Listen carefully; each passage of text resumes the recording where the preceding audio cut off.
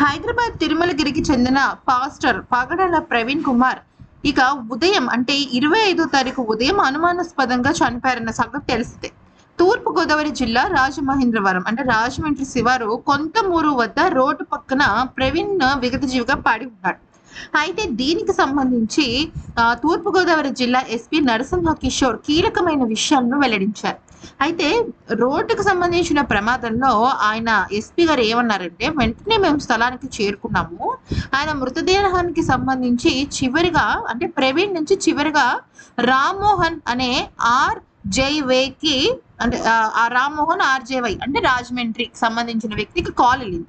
ఆ తర్వాత last call అదే ఉండడంతో అక్కడ ప్రవీణ్ కుమార్ ఫోన్ లో ఇమీడియట్ గా పోలీసులు వాళ్ళకి ఫోన్ చేస్తే వాళ్ళు ఇమీడియట్ గా అక్కడ ఘటనా స్థలానికి వచ్చారు. అయితే అది ప్రవీణ్ దే అని వాళ్ళు కన్ఫర్మేషన్ ఇచ్చారు. అయితే ఈయన గురించి చెప్పాలి అంటే ప్రవీణ్ గారి గురించి చెప్పాలంటే ఆయన మత బోధకుడు. ఒక పాస్టర్ అంటే మత బోధకుడు.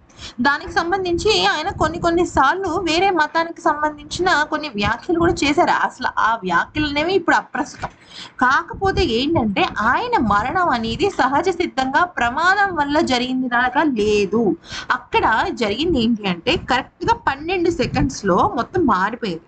కరెక్ట్ గా రాత్రి 11:43 ఏం జరిగింది అంటే సోమవారం రాత్రి ఆ సమయంలో అంటే 11:43 రోడ్డు ప్రమాదం జరిగినట్టు తెలుస్తుంది. కానీ అక్కడ ఆ రోడ్డు ప్రమాదం చాలా అనుమానాస్పదంగా జరిగింది అనమాట. ఎందుకనంటే ఆయన నడుపుతున్న బైక్ పక్కకి ఏమీ లేవు. పోనీ ఆయన స్కిడ్ అయ్యారా అంటే స్కిడ్ అయితే కనీసం ల్యాప్టాప్ హెల్మెట్ కానీ లేకపోతే ఆయన ఫేస్ కి కానీ లేదా ఆయన బాడీకి కానీ లోపలనే ఇంటర్నల్ గాయాలయ్యాయి.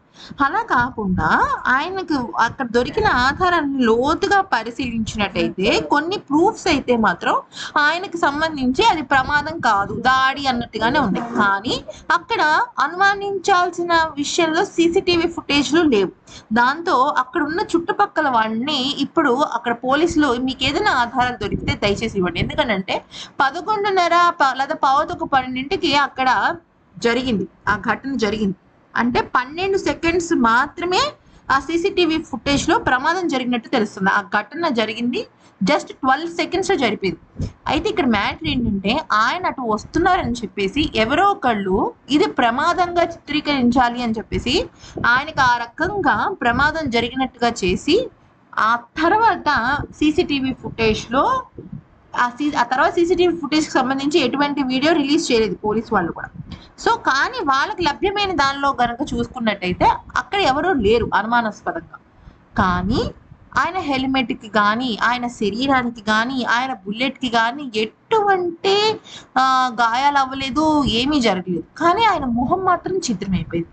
కానీ ఎక్కడో పక్కన ఉన్న చెక్క మీద రక్త మరకలు ఉన్నాయి.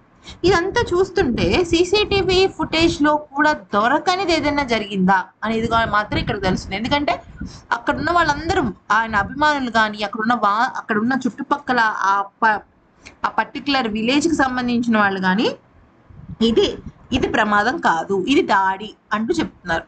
అయితే ఇక్కడ పోలీసులు మాత్రం పోస్ట్ మార్టం కి సంబంధించి కానీ లేదా వివిధ ఆధారాలకు సంబంధించి కానీ ఆయనకు వచ్చిన ఫోన్ కాల్స్ అలాగే ఇప్పుడు అంటే ఈ 12 సెకండ్ల ప్రమాదంలో సుమారుగా ఆయన చుట్టూ 5 వాహనాలు ఉన్నాయి.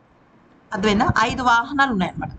ఆ 5 వాహనాలు సంబంధించిన నెంబర్లు తీసుకుని వాళ్ళు అసలు ఏం చేశారు, వాళ్ళ చరిత్ర ఏంటనేది కూడా ఇప్పుడు పోలీసులు బయట తీస్తున్నారు. అంటే ఏదైనా జరిగితే ఆ 12 సెకండ్లోనే జరిగి ఉండాలి.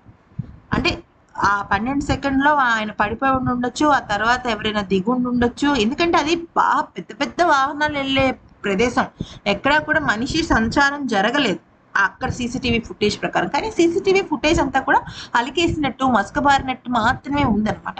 కానీ ఆ 5 వాహనాలు ఏదైతే ఆయన చుట్టుముట్టాయో ఆ సమయంలో అవే కీలకమైనవి.